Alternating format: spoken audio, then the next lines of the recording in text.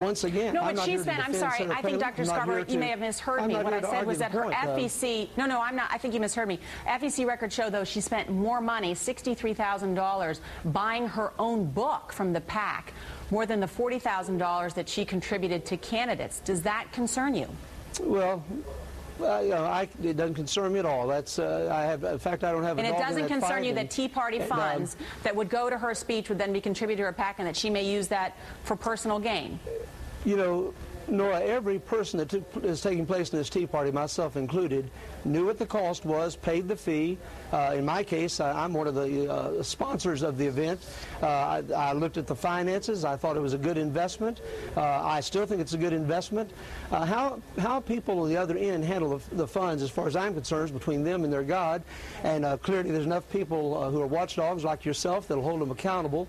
What I intend to do with the 3 different times I will speak is encourage anyone I can, and through them hopefully millions of others, to get involved in taking this country back from the ruling class, who are right now cramming an agenda down the throats of the American people that is coming up, choking us half to death. We're spinning ourselves into bankruptcy. No matter what the people say, whether it's in Massachusetts or Virginia or New Jersey, it doesn't seem that the administration has an ear. Their ears are either full of wax or they just don't care what people think.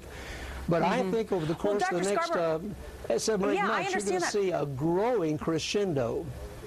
Well, no doubt, Dr. Scarborough, but what I'm raising questions with you as someone who feels so strongly about this is whether the Tea Party is actually a movement for change, or it's one where people are making a personal profit off some people who want to make change. And let me just show you, Think Progress, of course, which is a progressive organization, has reported that the events organizers of this, the Tea Party Express manager and Republican public relations firm Russo Marsh & Rogers, has padded its pockets with over $1 million in money raised by the Tea Party groups. Does that concern you, that funds by people who want change are being used to pad consultants rather than to elect people that you want to change Washington? Once again, Nora, I'm not here to defend or deny. I don't have enough information to even make a judgment on those kinds of things. But what I can say to you is that I am going to invest my time and energy in any finances that people are gracious to give me to do it, to find as many Christians, as many concerned Americans as I can, inform them of what the real issues are, and get them to the polls to vote in the primaries and finally in the election in the fall. And I'm grateful for this opportunity to look anybody that will listen in the eye and say, hey, join us for the cause of changing America. I know, but Dr. Scarborough, the question I'm trying to ask you is, because of this for-profit nature of the very event that you're at, Michelle Bachmann, who's been called the leader of the Tea Party movement, or one of the leaders, is not going to show up. Marsha Blackburn is not showing up. So there are already some issues that may prevent you from having the very people you need to carry out your revolution. Sure. Yeah, it won't keep me from carrying out mine, because both of them are allies of what we do and stand for the values we hold dear. As you, I trust, know, the Democrats and the majority who sit in Congress right now are filing all manner of investigations upon anyone on the conservative side.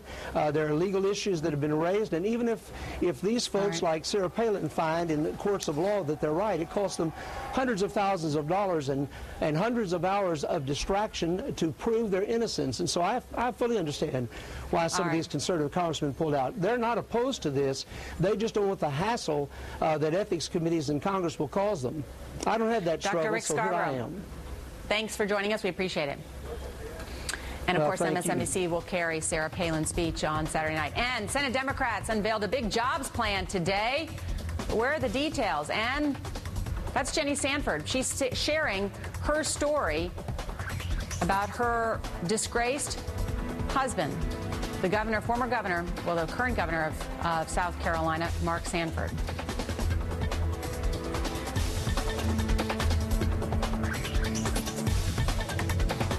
Attention drivers statewide. What would it take to get you to switch to 21st Century Insurance? What if we told you you could save $474 a year? Start dialing, because you could save that much. People who switch from Geico saved around $481.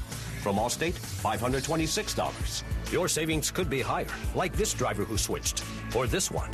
Call 1-888-GET-2121. That's 1-888-GET-2121. Or visit 21st.com.